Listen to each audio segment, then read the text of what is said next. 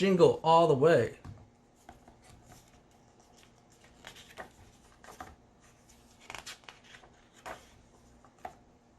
There are lots of stories about good little boys and girls, but there aren't many stories about good little dogs.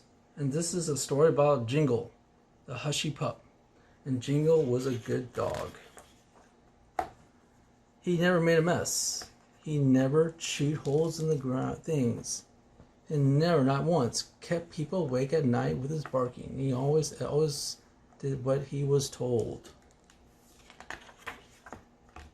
One day, Jingle was wrestling behind the front steps of Pineville Elementary School. Suddenly, the school bell began clanging out loud, and the children who were inside and ran outside. That made Jingle very happy. So he came back the next day. The same thing happened. The bell rang. Children hurried out. It was amazing. Kevin patted his belly.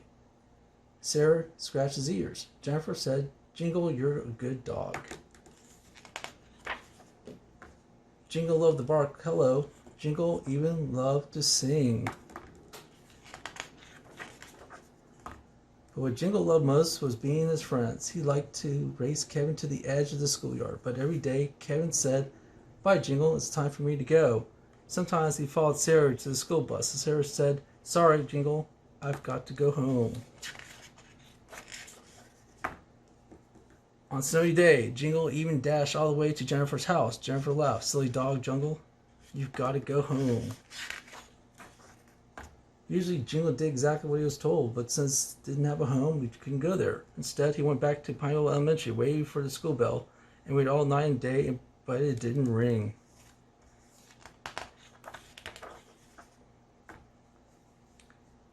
Jingle decided to look for his friends. After all, they were the closest thing he had to family. He searched everywhere, but the kids were nowhere to be found.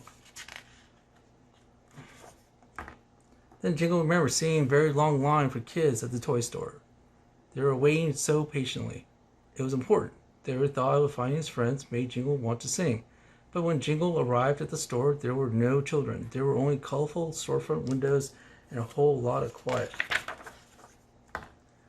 Jingle was tired from searching, so he made his way beyond the toy store, popped up his first soft place he found, fell asleep. And even though he didn't feel like a home, it was quite cozy. Moments later, someone carefully lifted the bag Jingle and had it smuggled into. Well, that was there. Boys said, "Weren't they someone all alone in crevices?" Placed a green velvet bag in front of the sled. Man remembered a letter he'd been given earlier that day from a good little boy's toy. "Ho, ho, ho," he said himself. "This gives me an idea." He wasn't sure what was going to happen, but suddenly, Jingle felt very happy. The next morning, Jingle was surrounded by a smell of pine, peppermint, and there was a fancy collar around his neck with a bell that jingled whenever he moved. But besides all that came when Jingle saw Andrew, one of the friends from school. "Oh, it's Jingle," Andrew knew. "Jingle, you're such a good dog." The two friends spent the rest of Christmas Day playing together, Jingle's bell ringing merrily all the while. That night, before Andrew turned out the lights in his room, Jingle popped out of his bed. Andrew said, "Jingle, stay," and Jingle did.